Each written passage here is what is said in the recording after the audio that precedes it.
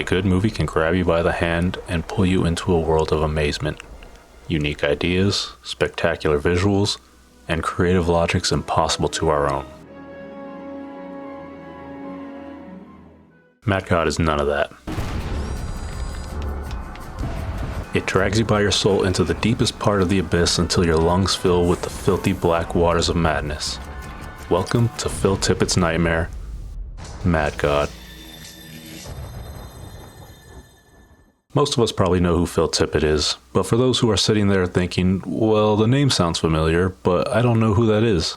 Phil Tippett is the man who brought the dinosaurs of Jurassic Park and the AT-ATs of Star Wars to life. Not to mention countless other classic movies he's had a hand in. But Mad God is different. This is his baby, his magnum opus.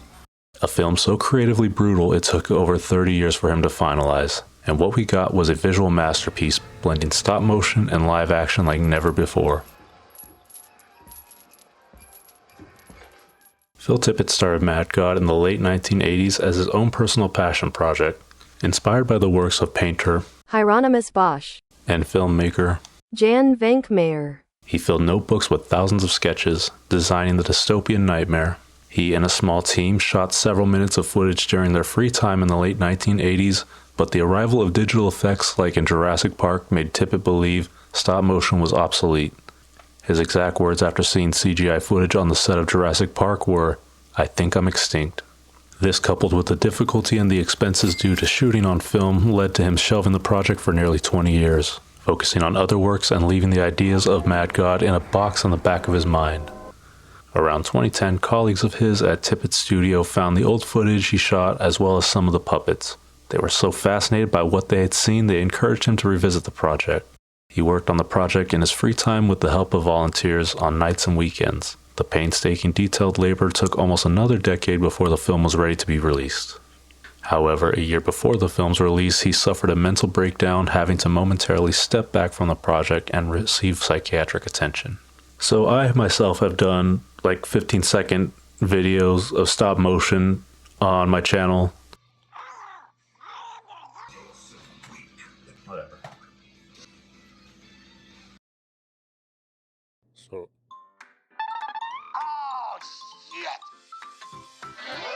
And all I could say is, in doing those 15 seconds, the amount of work, the amount of detail is way more than I ever expected. So for him and his colleagues to do that kind of work, that stop motion work, on the scale that they did with the amount of detail for a movie is nothing short of mind-breaking. I can't imagine having to do something like that so painstakingly precise.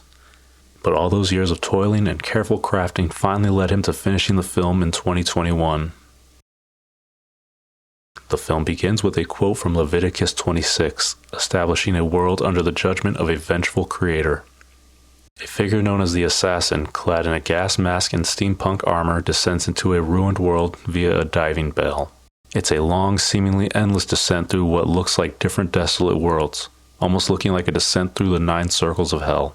He navigates this nightmare world where he comes across large cleaver-wielding ghouls hunting down anything that moves, a sort of Bigfoot-looking creature strapped to a table desperately trying to escape, along with a doll-looking creature off in the corner doing something a little too suggestive, I think, to show here. There's also many humanoid drone people constantly working in a ruined city filled with industrial decay and suffering. Atop the ruined city, several monitors display a grotesque mouth with gnarly teeth speaking in an incoherent baby babble. From context, it's clear that this monitor man is the overlord of the weak, featureless drones. As the assassin descends down the desolate ruined city, he carries with him a map that seemingly falls apart the more he looks at it, and a mysterious suitcase. Once he reaches his destination below the ruined city, he reaches a vast pile of identical suitcases. It's here we find that he has been carrying with him this entire time a suitcase bomb. As he prepares to detonate his bomb, a giant monster that looks like a cross between Halo's The Flood and a mutated shrimp attacks and drags him away. We see the bomb ticking down to its final second where it looks like the timer defects and never reaches 0, thus one more suitcase to add to the pile. The screen goes dark for a few seconds before it comes back up, showing people getting to their seats to be seated in front of a curtain. The curtain opens to show that the assassin has been taken to a public theater where he is shackled and stripped before a mocking audience. A live-action surgeon and nurse perform a gruesome dissection on the still-living assassin, rummaging through his chest and pulling out jewelry, papers, and finally, a wailing larva-like hairball creature. Its constant baby-like crying deeply unsettling.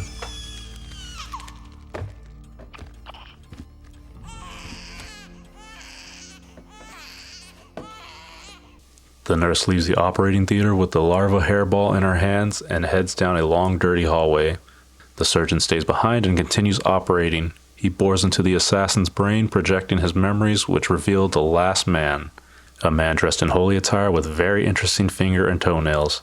This last man meets with a group of goblin-like witch creatures who make him a map like the assassin carried, only this one is made from what looks to be flesh.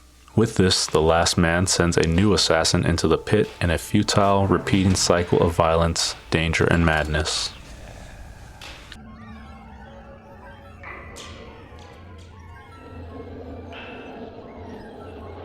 Back over to the nurse, we see she delivers the wailing larva to a floating, ghostly creature. His massive stature and phantom-like effect make him one of the coolest Plague Doctor costumes I've ever seen on screen. Meanwhile, we see an old creature named the Alchemist tend to a colorful terrarium of small creatures with the apparent tenderness only to allow a predatory spider-like creature to devour one of them while he watches with joy. The ghost figure brings the hairball baby to the alchemist, who grinds the creature into liquid and transforms it into a glitter-like form.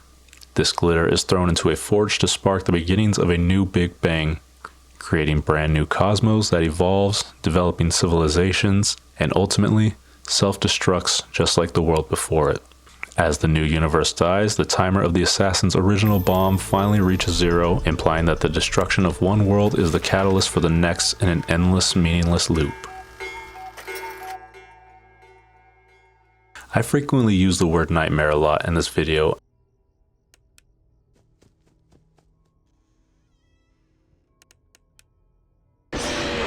And there's good reason for that. The haunting imagery in this unforgiving environment is pure nightmare fuel, and just like a nightmare or any dream, on the surface it might look like it doesn't make sense, but when you dig a little deeper into the layers, you find meaning in all of the chaos.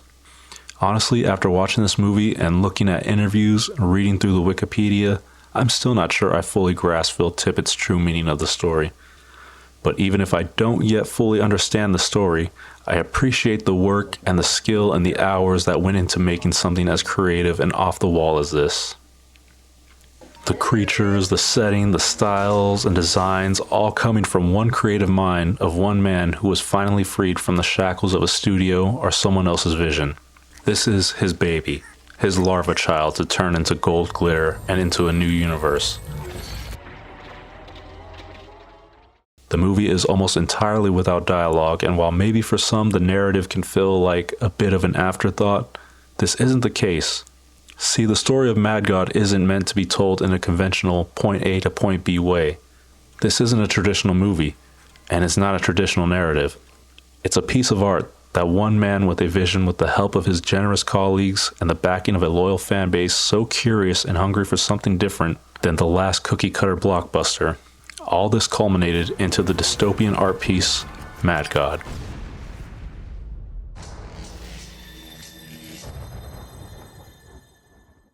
Thank you so much for clicking on this video, and if you watched all the way through, thank you again. And if you would like to leave a like, thank you a third time. I hope you enjoyed this video as much as I enjoyed talking about it, but probably not as much as you could enjoy watching this nightmare-inducing, crazy world that Phil Tippett has brought to us. It's something you just have to see. Even if it's not your cup of tea, I think you can appreciate exactly what they were going for. His vision, the absurdity, how out of the box it is from normal everyday movies we get now. But that's all I have for this, so see you guys next time when I have another great story.